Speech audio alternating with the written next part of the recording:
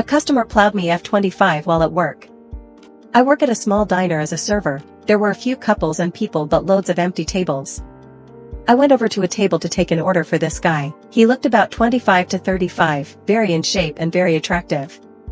He made the usual "are you on the menu" joke I hear every day after I asked him for his order, but this time instead of saying no I smirked and winked at him.